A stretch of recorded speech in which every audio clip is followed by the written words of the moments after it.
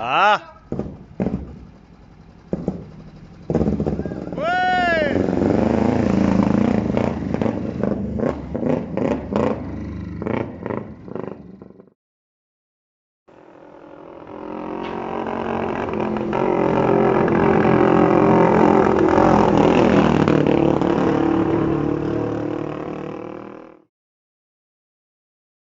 En fait, c'était l'été 2016, je me suis acheté ma première moto, une Kawasaki ER5. J'ai pas payé cher, hein, je l'ai payé 1000 euros, 1050 exactement.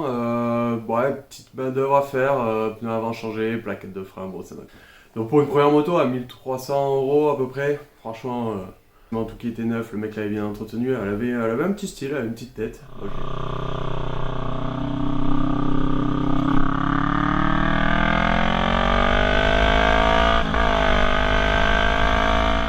Et en fait, 1er décembre de la même année, je me boite avec ma moto en doublant une voiture, il y avait des graviers sur la route, je perds l'avant, enfin bref. Je tombe, je me relève vite pour relever la moto surtout, la mettre sur le trottoir. Vraiment pour regarder quoi, regarder ce qu'elle avait. Moi j'ai mis un peu de rayures, un peu amoché, mais rien de cassé. La moto pareil, des rayures, le réservoir, la peinture bien amochée, les rétros, enfin deux trois petites conneries quoi, mais sinon on s'en sortait bien tous les deux, hein. On s'en sortait très bien. La même année, j'étais en train de mater Walking Dead. Et il y avait la moto de Daryl dedans.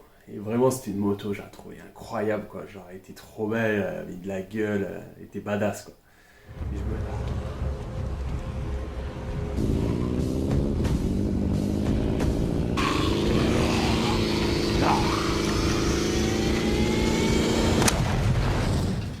Et je me dis, putain, tu t'es retrouvé, tu viens de casser ta... Enfin, elle est pas cassée, mais esthétiquement, elle est moche, quoi. Elle est rayée. Vas-y, lance-toi.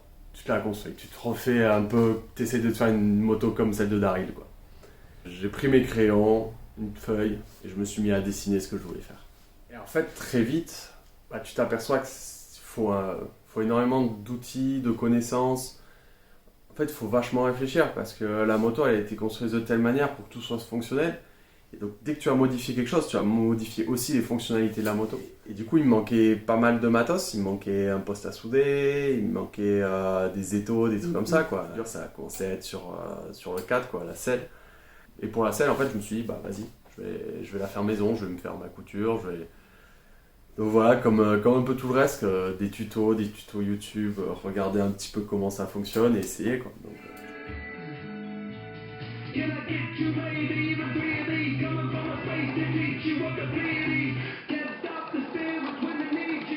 après, j'ai changé les durits Tavia, j'ai changé les guidons, j'ai changé les poignées, les feux avant, les disques de frein, les petites retouches de peinture. Et au final, bah, le résultat était moyen. Il était même très très moyen.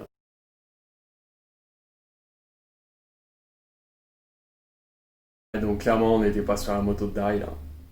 Mais elle roulait, c'était déjà ça quoi.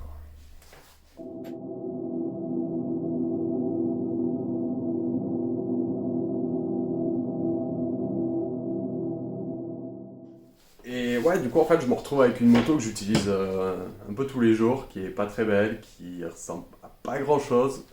Et en plus, je me faisais arrêter par les flics à chaque fois, quoi. Et en fait, là, c'est vrai que j'ai vachement apprécié toucher à la mécanique. Et j'ai une envie de bricoler, j'ai envie de me faire un autre projet, quelque chose de vraiment réussi, quoi, pas rester sur cet échec.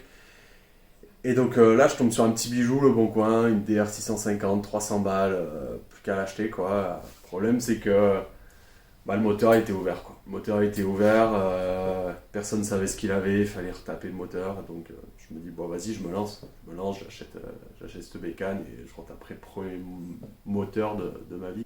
Du coup, je fais une petite liste, tu vois, genre je réfléchis vraiment beaucoup à comment je vais la faire. Je regarde plein d'exemples sur internet, des gars qui avaient réussi à faire des magnifiques scramblers avec une DR. Et en fait, du coup, je me fais un tableau de frais et je commence un petit peu à m'acheter des pièces pour la moto. Tu vois. Et en parallèle, je vois qu'il y a une petite selle comme ça, pas trop mal, sur internet, je me dis vas-y, je la prends, je vais la mettre sur ma Kawa là. Et au pire, si elle est trop grande, si elle passe pas, si les codes sont pas belles, bah c'est pas grave, je la foutrai sur ma DR, ma nouvelle acquisition, et puis basta quoi. Et du coup, pareil, j'achète des tubes en acier pour faire tout le cadre arrière de la DR. Une semaine après, une boîte avec la Kawa sur une flaque d'huile.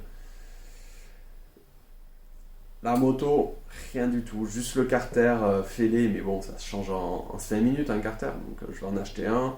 Et là, je vais pour changer ce carter et j'ai réfléchi 2 secondes. Je vois cette selle là qui est pas du tout adaptée au cadre que j'avais d'origine sur la Kawa. Je vois ces tubes que je viens d'acheter pour faire un nouveau cadre. Et du coup, je me dis, vas-y, je vais la refaire entièrement. Et du coup, bah, je coupe tout quoi. Je coupe le cadre arrière. Je vais tout recommencer. Je vais prendre ces tubes, je vais les tordre, je vais les souder. Vas-y, j'y vais quoi. Et je change 2-3 petits trucs esthétiques aussi en parallèle. Et ça me prend à peu près un peu plus. Ouais, ça me prend un mois et demi. Et du coup, elle est terminée, c'est bon. Et là, je vais pour la redémarrer. Et que dalle. Elle veut pas démarrer. Il y a tout qui marche. Les feux, ils marchent. Il y a rien qui marche pas en fait. Juste quand je la lance, ben, il n'y a pas d'étincelle aux bougies. Elle veut se lancer, mais elle part pas. Il n'y a pas d'étincelle, je comprends pas. Donc, je vais l'amener au garage. Il va prendre pendant 2 semaines. 2 semaines après, il trouve toujours pas la panne, je la récupère. Je dis pas, vas-y, il faut que je cherche moi-même. Je commande un nouveau CDI, je commande un nouveau rotor, un nouveau stator. Enfin, j'ai changé toutes les pièces qui sont dans le circuit d'allumage. Au final, au bout de 6 mois d'investigation, bah, il s'avère que c'était juste le Neyman, quoi. Le Neyman, il y avait une petite résistance ridicule qui s'était débranchée. Elle ressoudée à l'étain, quoi. Et c'est bon, elle a redémarré, quoi.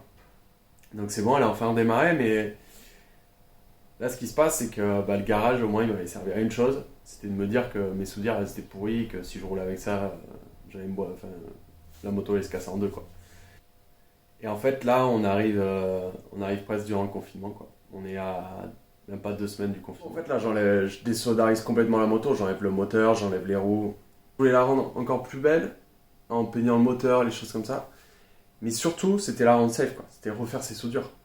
Du coup, je ressoude la tâche des amortisseurs, je repeins le moteur, je repeins le cadre. Et ben, à la suite, la voici.